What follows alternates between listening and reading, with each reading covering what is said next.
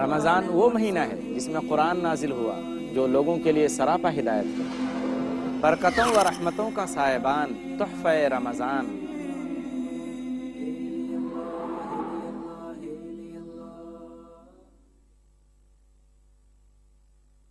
الحمدللہ رب العالمین والصلاة والسلام علی خاتم الانبیاء والمرسلین محمد وآلہ وصحبہ اجمعین، اما بعد رب اشرح لی صدری ویسر لی امری واحلل عقدۃ من لسانی یفقہوا قولی۔ ناظرین کرام، تحفہ رمضان کی 20ویں نشست میں آپ تمام حضرات کا پھر سے استقبال ہے۔ السلام علیکم ورحمۃ اللہ وبرکاتہ۔ آج کی نشست میں جو ہمارا عنوان ہے وہ یہ ہے کہ روزہ کن چیزوں سے ٹوٹتا ہے۔ آپ اس موقع پر دو باتیں اچھی طرح سے ذہن میں بٹھا لیں۔ روزے کے سلسلے میں ایک چیز ایسی ہے جب قضا اور کفارہ، اس صورت میں دونوں چیزیں واجب ہوتی ہیں، صرف ایک شکل ایسی ہے۔ دوسری چیز یہ ہے کہ جب بھی روزہ ٹوٹے گا، چاہے کسی بھی چیز سے ہو، اگر روزہ ٹوٹ گیا تو اس روزے کی قضا کرنی پڑے گی۔ صرف وہ کون سی ایک چیز ہے جس کی وجہ سے روزے کی قضا بھی کرنی پڑتی ہے، یعنی روزے کے بدلے روزہ بھی رکھنا پڑتا ہے اور اس کے بعد اس کا کفارہ بھی ادا کرنا پڑتا ہے۔ نمبر ایک، پہلی چیز یہ ہے جس سے روزہ ٹوٹتا ہے، وہ ہے بیوی سے روزے کی حالت میں ہم بستری کرنا، رمضان کے دنوں میں بیوی سے ملنا۔ ابو ہریرہ رضی اللہ تعالیٰ عنہ اس حدیث کے راوی ہیں، وہ فرماتے ہیں کہ ہم نبی کریم صلی اللہ علیہ وسلم کے پاس بیٹھے تھے کہ آپ کے پاس ایک شخص آیا۔ اس نے کہا کہ اے اللہ کے رسول صلی اللہ علیہ وسلم، میں تو ہلاک ہو گیا، میں تباہ و برباد ہو گیا۔ آپ صلی اللہ علیہ وسلم نے پوچھا کیا بات ہے؟ تو اس صحابی نے کہا وقعت علی امراتی وانا صائم، کہ میں روزے سے ہوں اور میں نے بیوی سے ہم بستری کی جمع کیا۔ آپ صلی اللہ علیہ وسلم نے پوچھا تم کو اتنی طاقت ہے کہ تم کسی گردن کو آزاد کر سکو؟ اس نے کہا نہیں۔ پھر آپ صلی اللہ علیہ وسلم نے پوچھا کہ کیا تم لگاتار 2 مہینے روزے رکھ سکتے ہو؟ اس آدمی نے کہا نہیں۔ پھر آپ صلی اللہ علیہ وسلم نے پوچھا کہ کیا تم 60 مسکینوں کو کھانا کھلا سکتے ہو؟ اس آدمی نے کہا نہیں۔ آپ صلی اللہ علیہ وسلم نے فرمایا اچھا ٹھیک ہے، تم یہاں بیٹھو۔ تھوڑی دیر کے بعد آپ صلی اللہ علیہ وسلم کی خدمت میں ایک بہت بڑا برتن لایا گیا جس میں کھجور تھی۔ آپ صلی اللہ علیہ وسلم نے پھر پوچھا کہ وہ سائل کہاں ہے؟ اس نے کہا اللہ کے رسول صلی اللہ علیہ وسلم، میں آپ کی خدمت میں یہاں حاضر ہوں۔ آپ صلی اللہ علیہ وسلم نے کہا کہ لو، ان کھجوروں کو صدقہ کر دو۔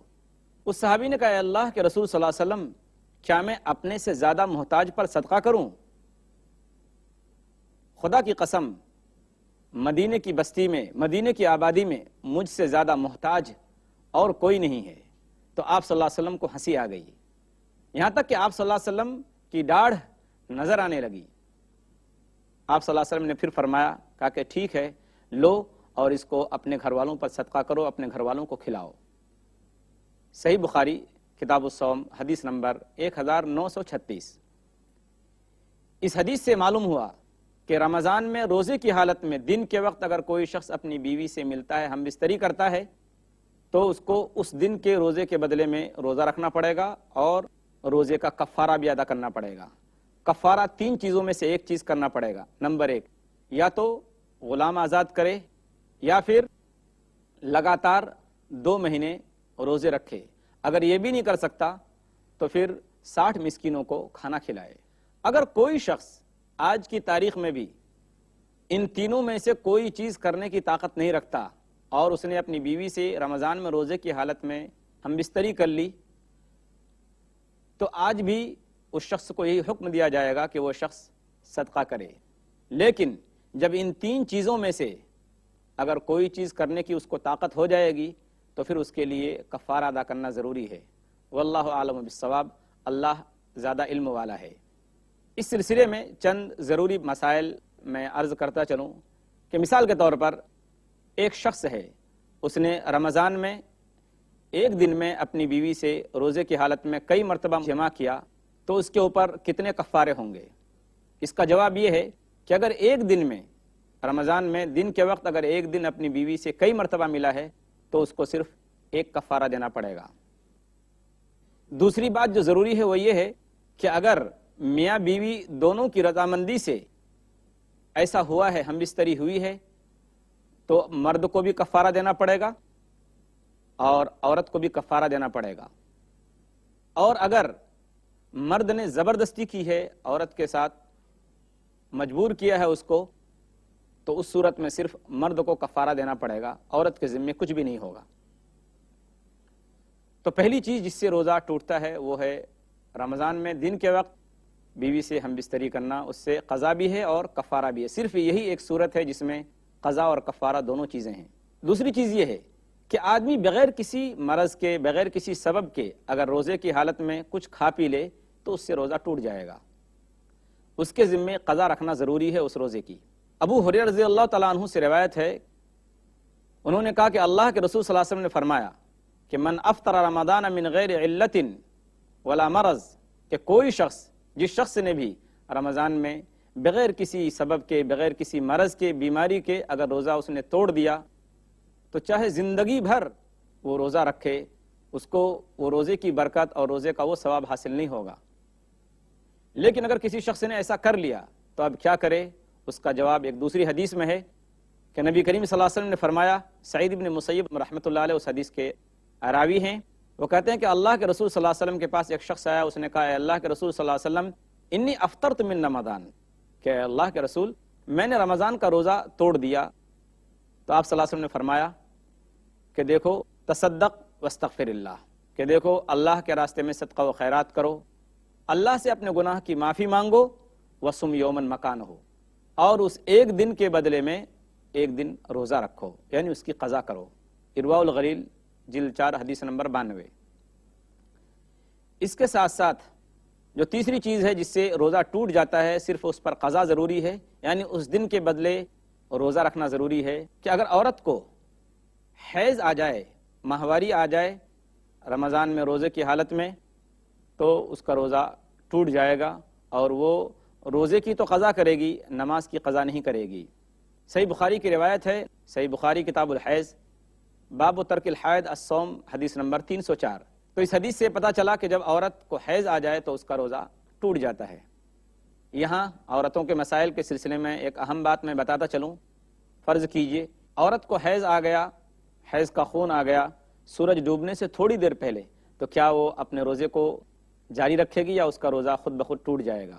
اس کا جواب یہ ہے کہ اگر سورج ڈوبنے سے ایک لمحہ، ایک سیکنڈ، ایک منٹ پہلے بھی اگر اس کو خون آ جاتا ہے تو خود بخود اس کا روزہ ٹوٹ جائے گا، اور اگر وہ حیض کی حالت میں روزہ رکھے گی تو بھی اس کا روزہ درست نہیں ہوگا، بلکہ اس کے ذمے ہے کہ وہ بعد میں اس روزے کی قضا کرے، گرچہ اس کے اوپر نماز معاف ہے، وہ نماز کی قضا نہیں کرے گی۔